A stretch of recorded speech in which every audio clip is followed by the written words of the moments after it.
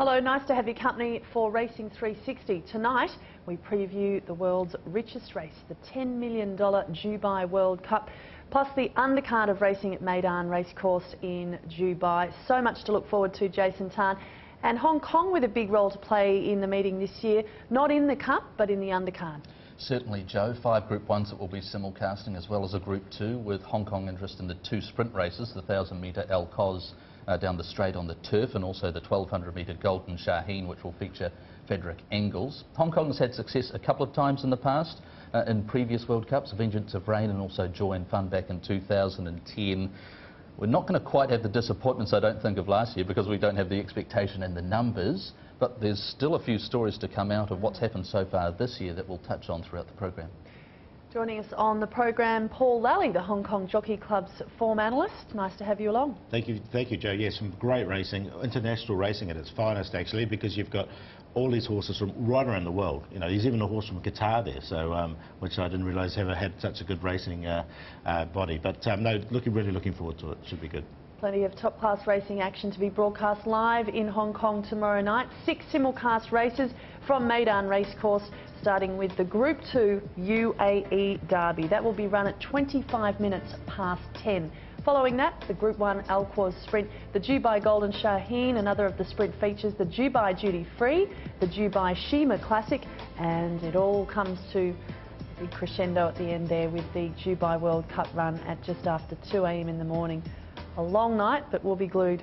It will be, and it'll be great fun, and I'm sure that we have good viewers here, and it'll be really good, and just fingers crossed Hong Kong does really well.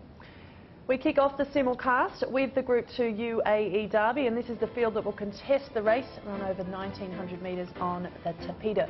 Law Enforcement, Eleval, Now Spun, Lines of Battle, Dice Flavour, Emotive, one of 2 fillies running in the Derby, Secret Number, Zahi, Sharuk, PR Leone, Snowboarder, and He's Had Enough. I suppose, Joe, we're measuring here the performance of Secret Number, the performance on Super Saturday out of the Al Basketeer, where he absolutely dominated many of his rivals, and a few rivals that we haven't seen in Dubai so far, and try to gauge how they stack up. Paul, as we check out Secret Number and the horses that were in behind him, can you see anything that was beaten by him get past him out of this race? No, it's very, very hard. This horse, I mean, it was 4 wide the whole time. It's only his second start, so he had the experience. Zahi won a very good race, I thought. I thought he was the only one that could, if everything went right, again for him, because it went right for him in this race.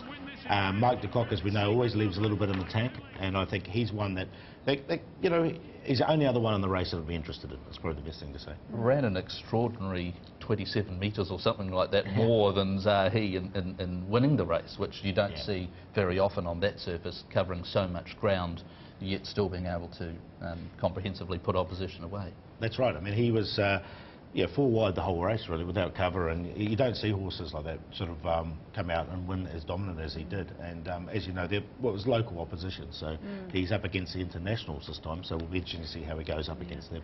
And I liked the comment of Kieran Fallon when he got off Secret Number on that night. He couldn't have been more full of praise for the horse. Yeah, exactly. No, it looks like a really, really nice horse, so I think it's a good one for Godolphin to start. They've got 23 runners over the card, so they'll like to win a bit of their own prize money. The only potential knock maybe is that it wasn't run in great time, overall time that is, and so sitting wide wasn't as disadvantageous as if they'd run along, and it's not like on the night that they ran slowly on the Tapeta surface. That was sort of an outlying race where they ran significantly slower than past runnings.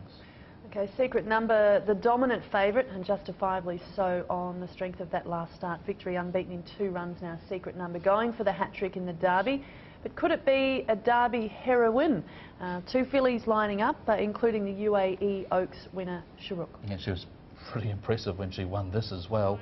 You see her just drawing away. What do you make of the horses that she's beaten here, Paul? Yeah, I didn't think this was very strong opposition. I mean, she did win quite well and against the fillies. She's up against the Colts now, obviously. It's only a small field, 9, and she had a very good run, I think. So she was good, don't get me wrong, but I think she's more of a second stringer for Godolphin for this race. She's around 7 to 1 in international markets. There's another Godolphin horse, Now Spun, that's similarly priced, and Now Spun, a horse that won the Meydan Classic, that we'll also get to see a pretty impressive performance coming from well back, but transferring to the Tapeta surface. Again, how do you assess his chances? Well, it's very well bred, this horse. He's got a lot of breeding back in this pedigree for the surface. He was related to a horse called Rumbo, which ran second in the Kentucky Derby in 1980. The Grand Dam also won the Hollywood Oaks as well. So there's a lot of Tapeta type pedigree in this horse. So as you see, winning on turf there, but you know, I don't think that Tapeta's going to be any disadvantage at all for it. Okay. What about the Richard Hannon trained law enforcement? Yeah, interesting horse. This horse, Law Enforcement, has pretty light preparation leading into this. Yeah, well, it's won the Group 1 in Italy, so it has won a big race in Italy, this horse, and Richard Hughes, who's riding it, was quoted saying he's very, very happy, and the horse has come through the trip well, so yeah, it'd have to be a chance. So a reasonably competitive Derby field for this year.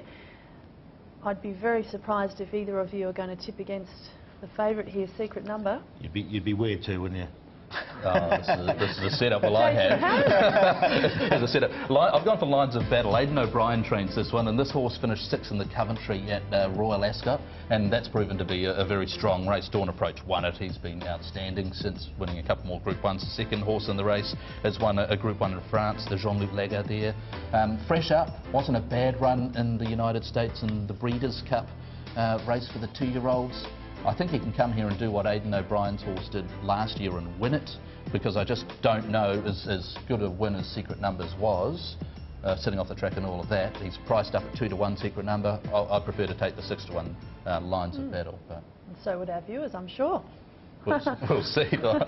Obviously not Paul. No, I think Secret Number will win. I think it'll win for fun. It'll be waving to the crowd halfway down the straight, and I like that. Dice Flavour I put in for second, because he's won on the Tapeta service at Golden Gate in America, and you love that Golden Gate form, San Francisco form, don't you? Exactly. And Fruzahi in for third if he gets the right run. All right, that's our look at the UAE Derby. Jason Tan going against Secret Number, the favourite, and tipping another Irish victory. It was the case last year for Aidan O'Brien with Daddy Longlegs as we take this break on Racing 360. They're racing in the UAE Derby. 700 left to run. The first 800 of the Derby in 50.5.